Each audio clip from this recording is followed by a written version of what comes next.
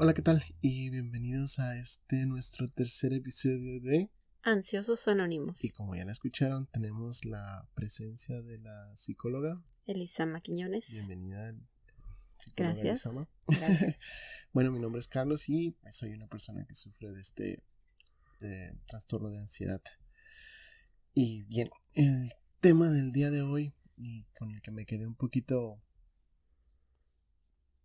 con el tema en la cabeza, fue sobre los ataques de pánico que tocamos muy ligero la semana, no, hace 3 días que hicimos el otro podcast.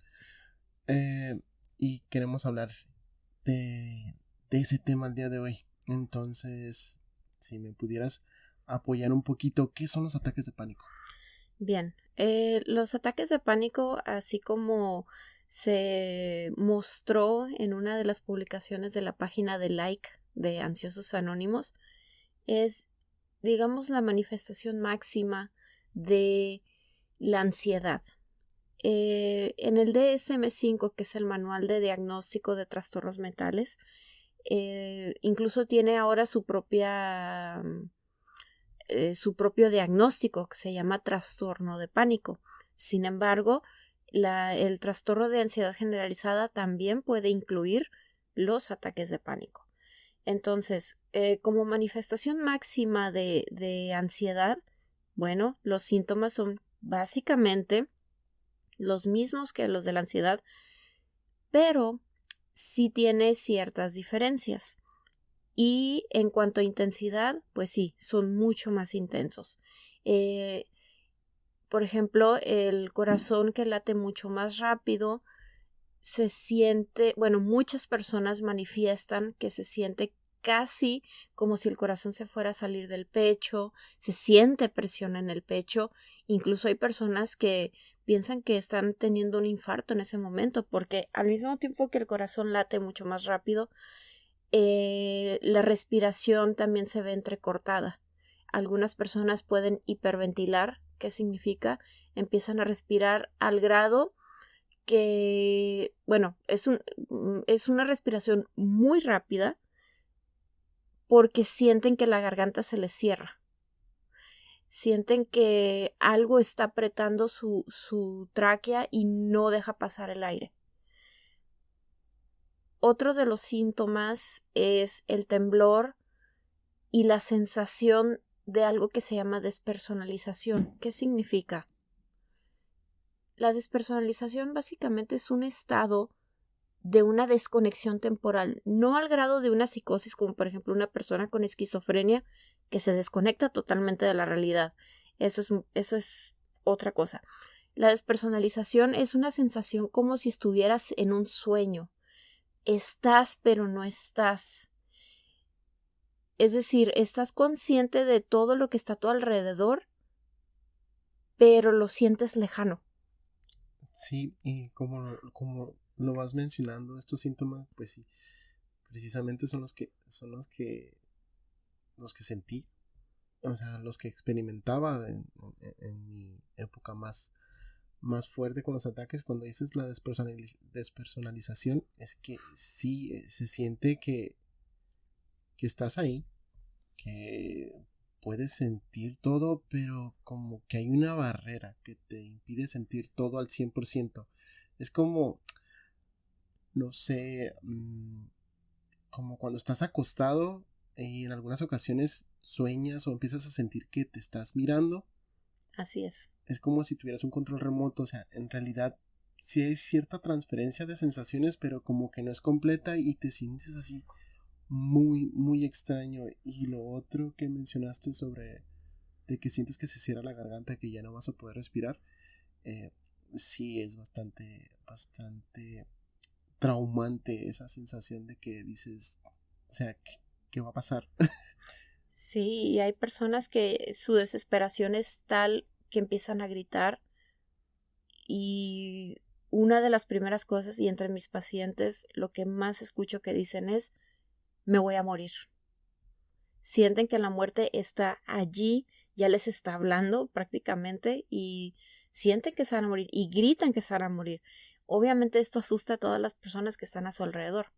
Si no son de las personas que tienden a gritar eh, es un grito interno, básicamente. Y el pensamiento de muerte ahí está.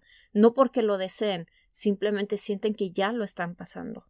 Sí, en mi caso, yo no pasé por yo no pasé por la etapa de gritar, pero sí el del grito interno que mencionas, de sentir que ya no vas a pasar. O sea, como que de un minuto a otro ya vas a desfallecer y ahí te vas a quedar. Entonces, sí entra ese miedo, pero luego entra como una calma, como que dices, bueno, pues si tiene que pasar, pues que pase. Sí. Pero luego empiezas a pensar en todo lo que vas a dejar y que tienes esposa, que tienes hijo, que tienes compromisos y es cuando otra vez regresas y dices, no, no quiero que pase esto y es como un ciclo que se va retroalimentando. Sí. Y fíjate que es curioso ahorita que mencionas lo del ciclo, porque uno de los detonantes de los ataques de ansiedad es el miedo a que vuelva a suceder.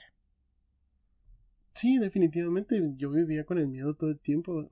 De hecho, empecé este, a, a relacionar la hora de comida con mi ataque de ansiedad.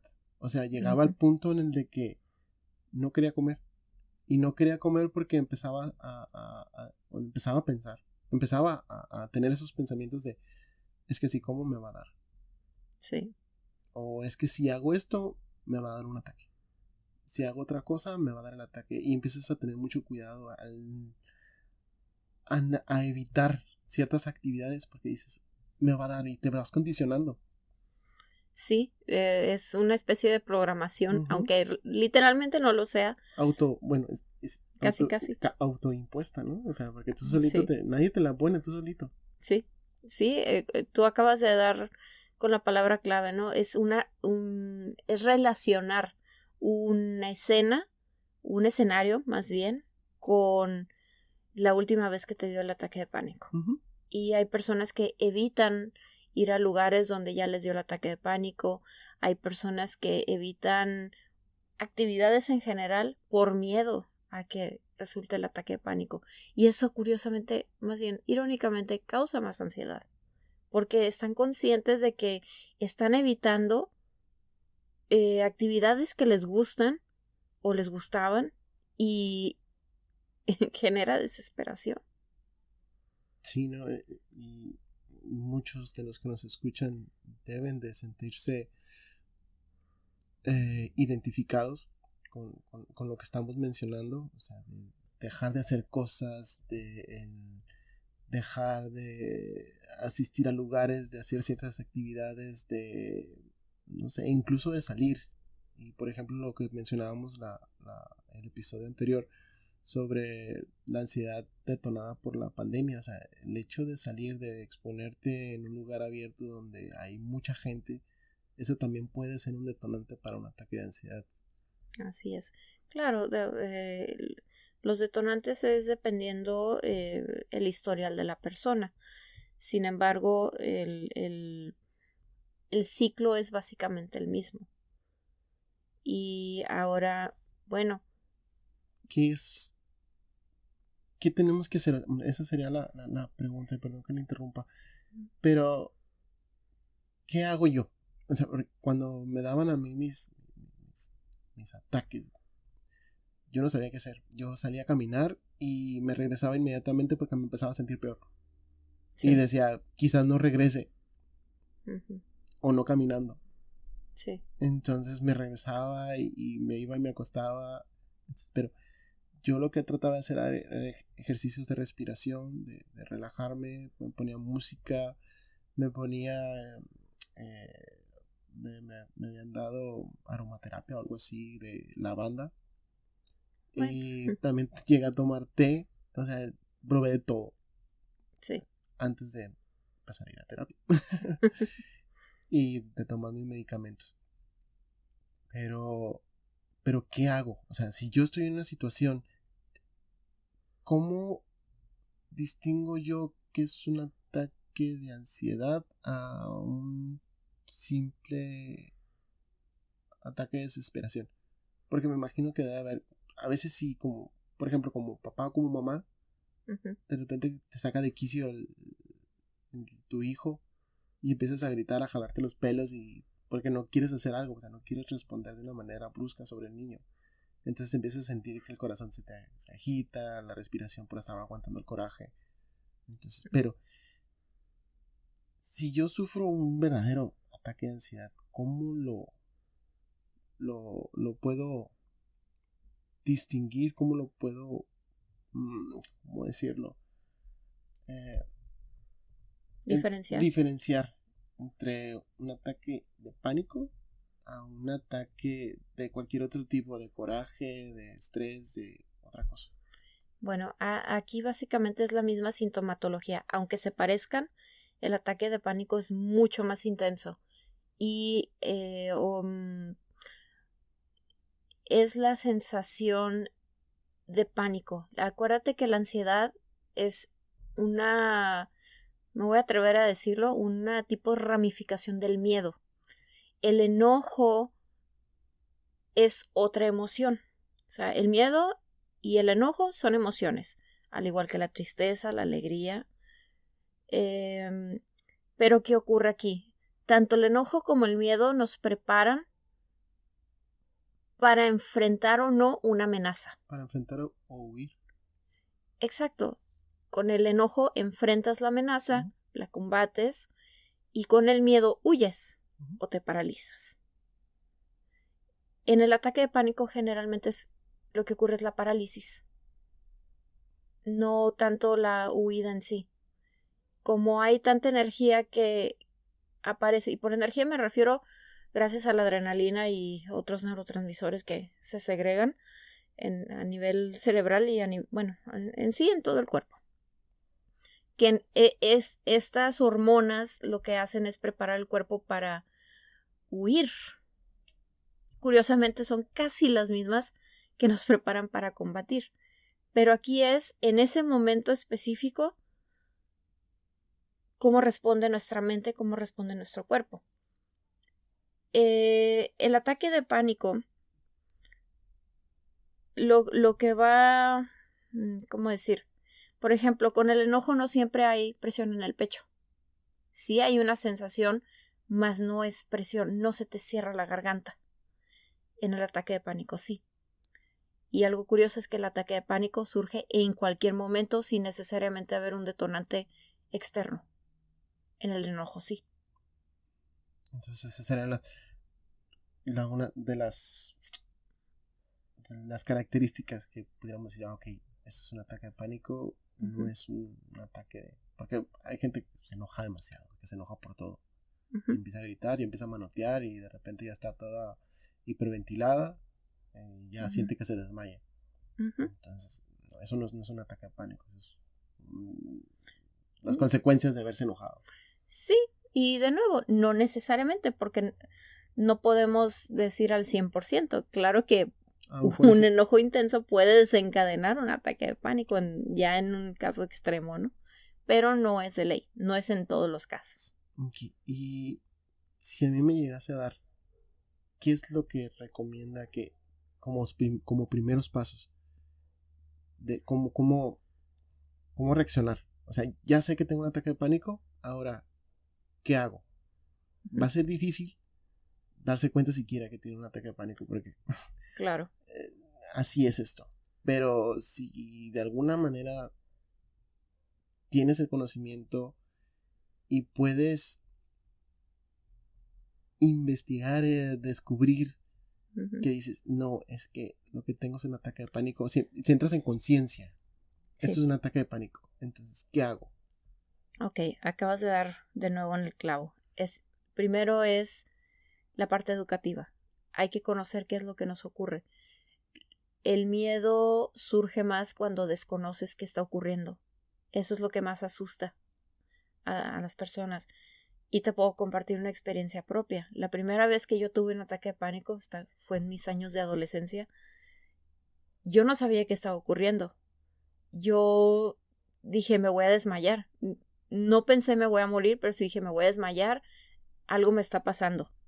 Y el hecho de no saber qué estaba ocurriendo me asustaba más que los síntomas en sí. No digo que en todos ocurra, pero sí es algo común. Entonces, informarte, buscar obviamente de fuentes fiables, lo más fiables posibles, es, ok, estos son los síntomas que tengo, ya sé que es un ataque de pánico. Lo ideal es ir directamente a terapia. Si en ese momento no se puede, porque de hecho no es como que hagas la cita de la terapia e inmediatamente te van a atender, generalmente va a tardar 1 día, 2 días. Antes que nada es cuando empiezan los síntomas y requiere mucha práctica. Sí, requiere práctica el empezar a reconocer, a ver, ahorita estoy sintiendo que el corazón me está latiendo rápido, que mi respiración está entrecortada, etcétera, etcétera. Entonces, aquí es recordar, estoy por iniciar un ataque de pánico.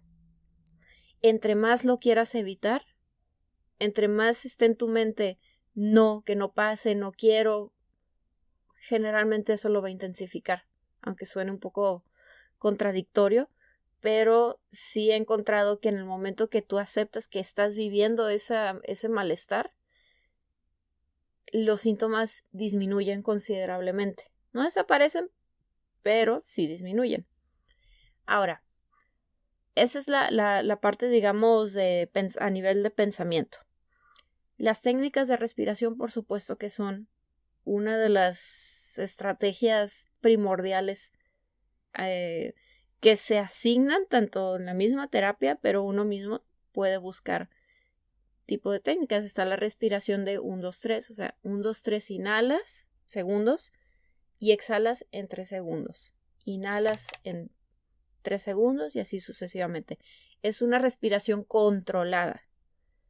Tienes que contarlo, ya sea de manera interna o en voz alta. Yo generalmente sugiero que sea en voz alta, aunque se vean raros, aunque la gente lo vea raro, pero es más efectivo cuando es en voz alta. Esto de los tés que mencionas, sí, muchos tienen propiedades ansiolíticas, pueden auxiliar, pero no es una cura, es eso, un auxiliar. Te iban a pasar el momento, o sea, uh-huh. no lo manejó, bueno, yo nunca lo manejé como una cura, uh-huh. pero sí como un paliativo.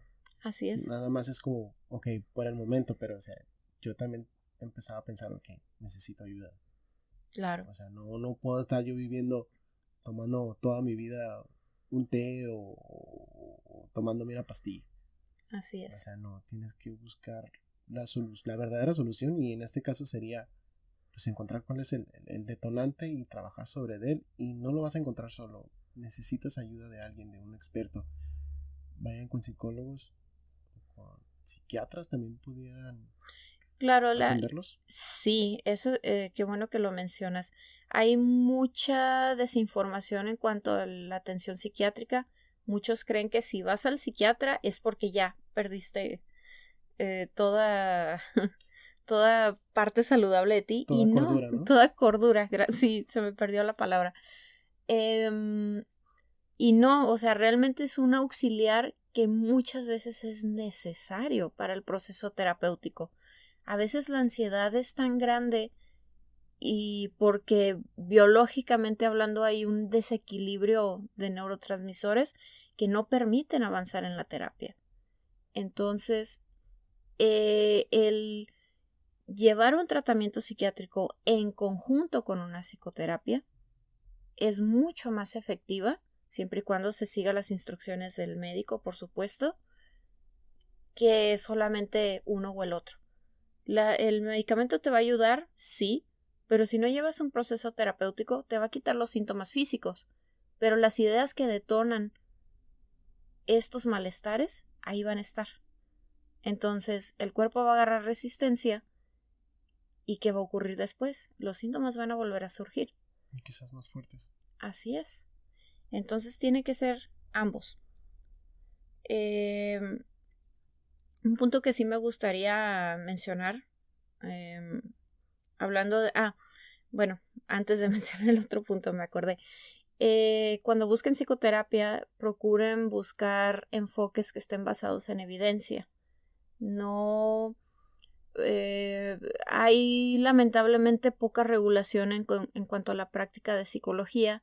Lamentablemente hay personas que se hacen llamar colegas y digo se hacen llamar porque hay quienes ni siquiera son psicólogos, a eso me refiero. Que tomaron un curso para ser terapeutas Así es, y no tienen la formación real para lo que es la psicoterapia. De hecho, un psicólogo general no debería estar dando terapia como tal, a menos de que se esté preparando mínimo con diplomados, pero idealmente con posgrado de psicoterapia, entonces sí. Pero sí, que esté basado en evidencia, nada de angeloterapia y constelaciones familiares. Constelaciones, exacto. Sí. Y bueno, el otro punto que quería mencionar es lo que habías preguntado de qué hacer.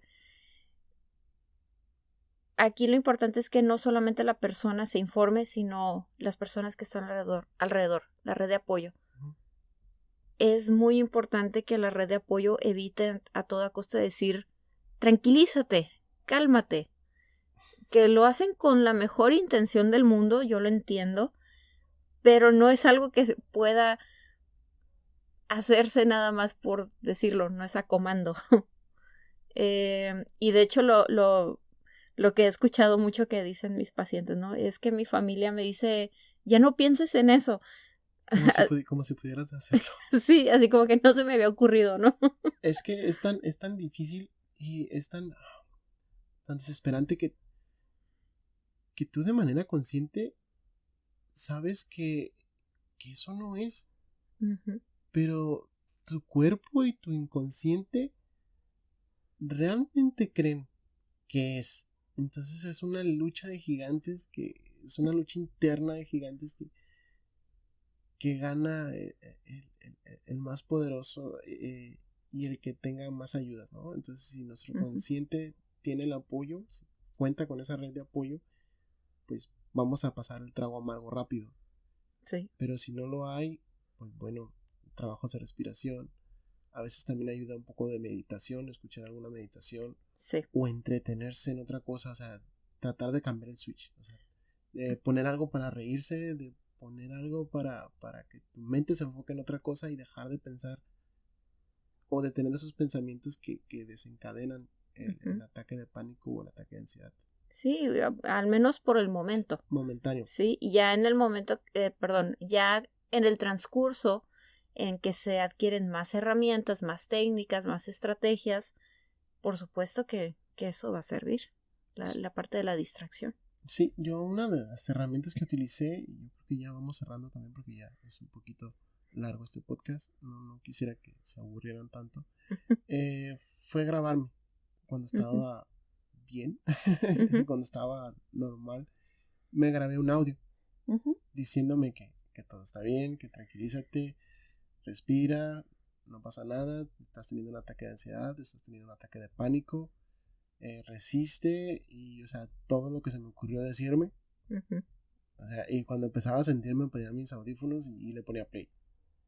Y eso me ayudaba a pasar cuando estaba solo esos malos tragos, ¿no? Aparte también de que las otras técnicas de respiración y de que si eso no me ayudaba tanto, pues ponía videos de esos de risa para tratar de distraerme o algún tutorial, o ya ves que hay videos también de que empiezan a hacer cosas, manualidades de cosas de madera, de barro, de cerámica, entonces también eso entretenía y cambiaba la atención. Sí, te desenfocaba del miedo que estaba sintiendo tu cuerpo, ¿no? Es que bueno, no quiero recordarlo siquiera. No quiero recordar. es bastante difícil. Claro. Y mucha gente que nos está escuchando debe de saberlo. Sí, ahorita deben estar más que identificados. Así es, y nada más para ellos decirles que hay que trabajar, hay que buscar apoyo, hay que buscar ayuda, y sobre todo la ayuda que busquemos que sea profesional, que investiguen que pidan las credenciales a quienes va a dar terapia, que le pidan su formación, o sea, que le digan, o sea, que es psicólogo, pero tiene alguna formación, porque ya no quiero alargar tanto, pero hay diferentes corrientes de psicoterapia. Está la cognitivo-conductual, el cognitivo-conductual, la humanista, Gestalt. sí, que de hecho, bueno. Pero ¿cuál sería la más efectiva o cuál crees? Desde tu perspectiva. ¿Qué es la que podría? Bueno, aquí... ¿O es cómo se maneja, cómo sea la persona? Un poco de ambos. Realmente, el que sí está basado en evidencia científica definitivamente es el cognitivo conductual y las terapias de tercera generación, mindfulness, la dialéctica conductual y otra que ahorita no me estoy acordando mucho. Mi formación es más cognitivo conductual. Está más encaminado hacia ese lado. Humanista es buena, sobre todo cuando la persona tiene mucha dificultad para conectar consigo misma, con lo que es el sentido de vida, etc. No digo que una sea mejor que otra, más bien es qué objetivos tiene la persona. Para síntomas, yo considero que cognitivo-conductual es mucho más eficiente porque es más estratégica. Sin embargo, obviamente no le quiero quitar méritos, sí, por supuesto, a los colegas que sí hacen bien su trabajo y no están utilizando técnicas que no tienen evidencia científica. No, y mi comentario y mi pregunta iba encaminada a eso, de qué es lo que te puede ayudar más en esta situación, porque puede haber otras situaciones en las que quizás otra corriente te puede apoyar más. Claro. Entonces, bien, ya queda un poco más claro, o sea, la que te siente mejor es la que te va a ayudar. Pero hay que buscar que sea profesional, que tenga formación, que tenga respaldo, que tenga sus credenciales y pues evitar todas aquellas que son pseudociencias. O sea, hay que informarse también. Eso es ya nuestro trabajo. Así es. Como pacientes. Sí. Entonces, pues nada, esperamos que les haya agradado el podcast de hoy, que hayan aprendido algo, que les haya aclarado o que se hayan aclarado algunas dudas. Y nada más que decir, más que mucha fuerza a todos, investiguen, busquen un buen psicólogo, no vayan con cualquier persona, cuídense mucho. Sí, y realmente extiendo la invitación de buscar ayuda y quiero enfatizar, buscar ayuda no los hace menos, al contrario, quiere decir que se preocupan por ustedes, por su salud. Claro que sí, y cuidándose ustedes van a cuidar a todos los demás. Así es. Sin más que decir, nos despedimos. Muchas gracias por estar aquí.